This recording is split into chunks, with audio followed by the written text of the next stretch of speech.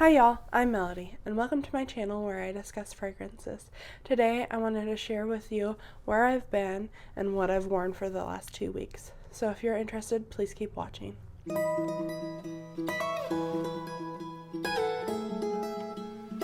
the past couple of weeks have been pretty rough. We just got back from visiting my family, and we've been in and out of the hospital with my middle daughter. She's got a heart defect and several other related illnesses, so she's often at the hospital, but it's been quite a number of times these last couple of weeks. We've been home, I think, 3 weeks now, and she's been to the hospital about 4 times, and she was actually in the hospital for several days one of those times. And then since being back, we also have all gotten COVID, so that was kind of rough.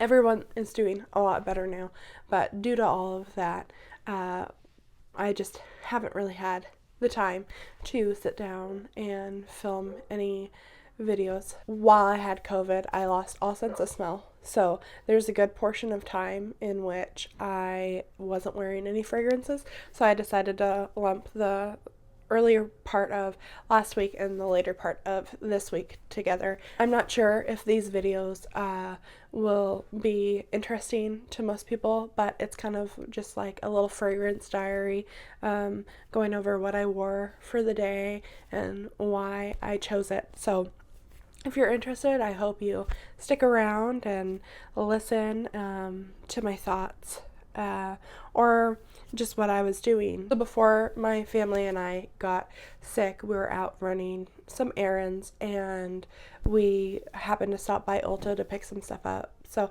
I decided to test out some fragrances, and I hadn't really tried out any of Ariana Grande's fragrances before. I do own Cloud 2.0 Intense.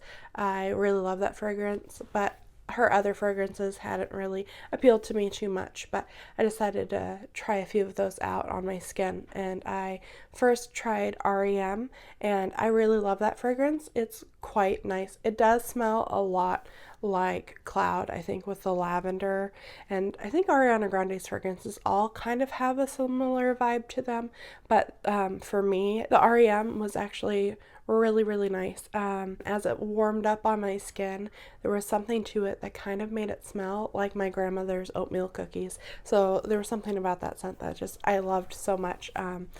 I don't know if it's the zephyr. I don't know if that's how you pronounce it. It looks like some kind of pastry, but it also has caramel and salt and fig. And so something in that mixture made it smell kind of like my grandmother's oatmeal cookies that she used to bake. So I really love that scent, and it went straight up to the top of my wish list. And my husband actually bought it for me as like an early Valentine's present. So I do now have that fragrance.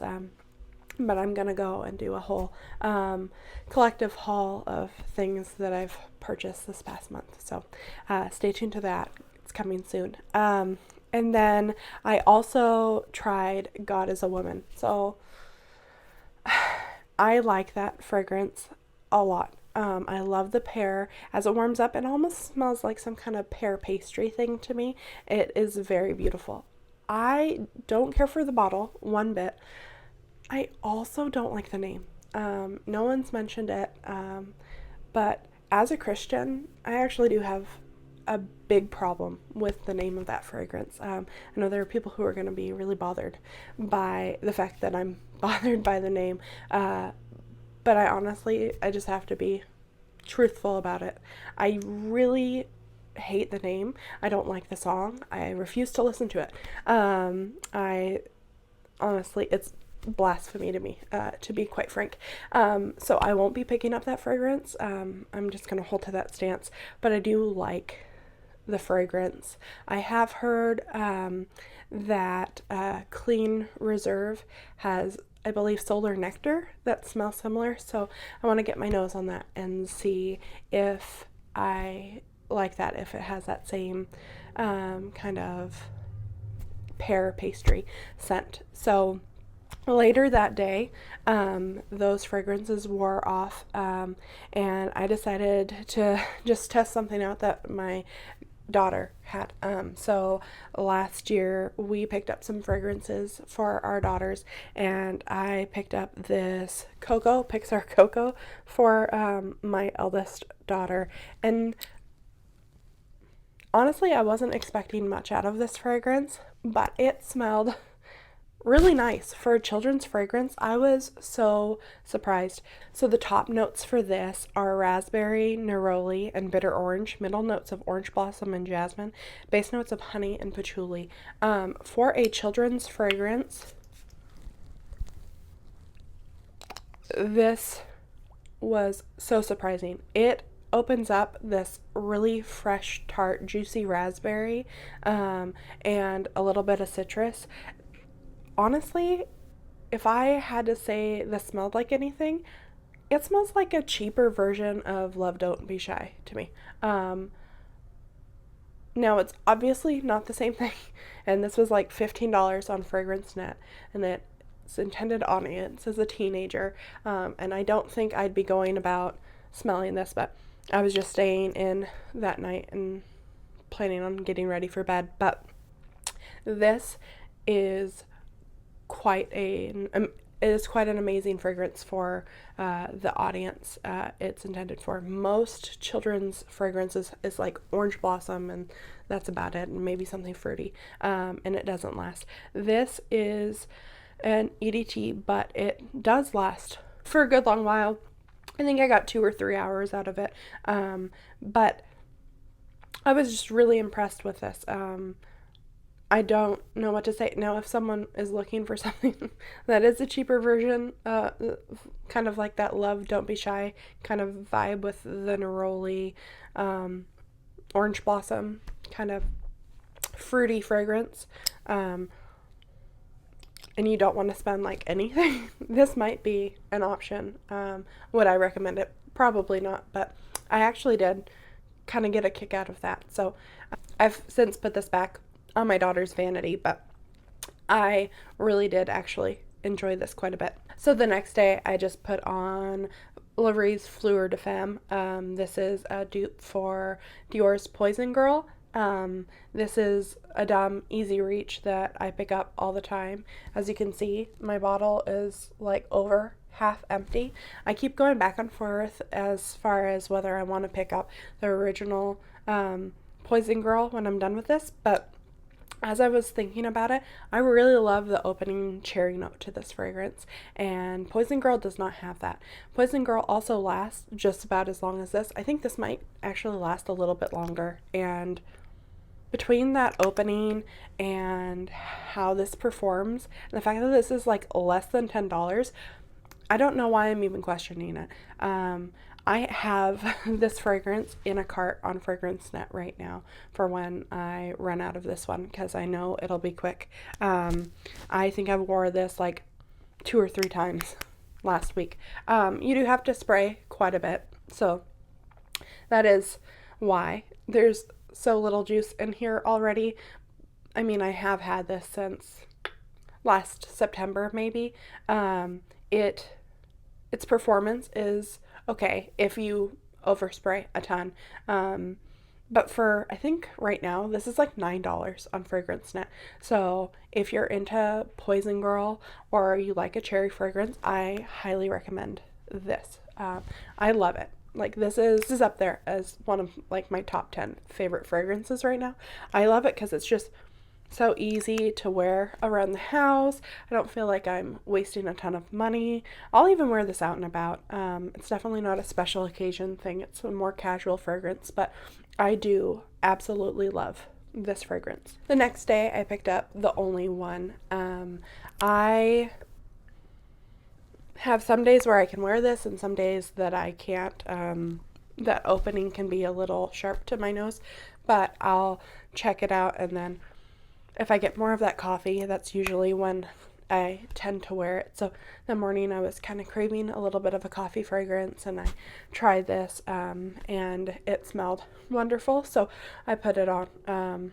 I think this is a beautiful fragrance, but unfortunately, similar to Burberry Her, there's something that occasionally in the opening is too sour or too tart, and I have to just wait it out. The next day I decided I'd try out Chant Sauce and layer it with Jimmy Choo Illicit. In a previous video I mentioned that I really struggle with this fragrance coming off really aquatic and masculine and a little too heavy to my nose.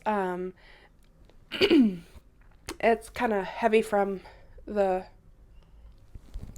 I suppose heavy's not the word for it, but there's just something about this fragrance that just doesn't gel well for me. I really loved it when I was in Oregon at the coast. It cut through the cold and the wind there really nicely, but since then it's just come off really masculine. So I wanted to see if there was something I could do to mix these two together, because this has the caramel in it as well, to maybe make it less masculine and more appealing to me. And it worked okay. I don't think I'm very good at layering, because there were like wafts I'd get where I could smell them together and they smelled really good. And then sometimes I'd just get wafts and I'd only smell this. So I don't know if I'm not doing it right. I know I put this on first and then I layered on top with this, but maybe I missed a spot. Maybe part of my arm only had this or something. But I did like it, but I don't want to buy Jimmy Choo Illicit just to layer on top of this. I don't want to have to purchase a fragrance, though Jimmy Choo Illicit is quite affordable. I don't want to have to purchase a bottle of fragrance to help mask a fragrance. So this is definitely headed towards my declutter pile. I definitely have someone in mind that I think would like this more. So that's probably my plan. After testing this out, I've just decided I'm probably not going to keep it, though the bottle is beautiful and I have the box and I think the box is also beautiful. I just think there's someone else who would enjoy this more than me, and in that case I probably won't be getting a full bottle of Jimmy Choo Illicit. I do think the bottle is very pretty too. I think the Art Deco bottle is actually very stunning, but I don't love the fragrance enough. I think it smells too much like other fragrances of mine. It just doesn't stand out as something unique. So I won't be getting a bottle of Illicit, and I'll probably be parting with this soon enough. And then after that, I got very sick, and I'm still cutting quite a bit because I still have a tickle in the back of my throat. Part of it is I haven't been talking this much in quite a while. So anyhow, I was sick for about 10 days or so, maybe even longer. I'm kind of looking down at my notes and seeing, and I didn't wear any fragrances. But since then, I've actually ordered quite a few fragrances before I was sick, and they started arriving in the mail while I was sick and I couldn't smell anything. So the first thing I did once I got my sense of smell back was I tried Burberry Her Intense. I've tried this in stores so many times, and I love this fragrance. Now, I will say, I don't think my sense of smell is 100% back at this point. There are certain fragrances that I can smell 100%. It's exactly how I smelled it. And then there are ones like this where it slightly smells different than I'm used to. And then there are fragrances that I still can't pick up at all. I really love Perfect Intense. I can't smell anything. It's like I'm smelling air. So I'm wondering what kind of notes are playing with my nose to cause that. So anyhow, I love this fragrance. I was originally considering waiting till my Burberry hair was up to pick this one up, but I just couldn't wait. I have the 3.4 ounce of Burberry Her, and I love that fragrance when I can wear it. So I just didn't want to wait, and I decided I'd pick this one up. To me, this one kind of has a sort of soda pop, almost like a Dr. Pepper vibe to me. I don't know what that is. I think it's the mixture of berries and benzoin, and I kind of like all of those fragrances that remind me of like a soda, like whether it's root beer or cherry Coke or Dr. Pepper. So I love this fragrance. And I am looking forward to getting my sense of smell back entirely so that I can really get a good wear on this one. So the next day I wore Fleur de Femme once again. It's just, sorry about the dogs. I don't know what to do. It's just such a refreshing kind of fragrance when you're kind of still feeling iffy. There's just something so refreshing about this fragrance that I'm still feeling a little bit under the weather. So this was a good pick-me-up for that day. Later that evening, I was just sampling some little fragrances just here and there on my wrist. So I didn't really write any of that down. But then this little gem came in the mail, and I've been holding out spraying it because I don't have my full sense of smell back, but I did sample it on my wrist the other day, and I love it. It smells to me exactly like a little almond croissant, like that little like almond like spread that they put in those croissants, that like kind of toffee almond like sticky. It just smells so good. However, I want to withhold making too many judgments on it till I get my full sense of smell back, and I'm hoping that soon.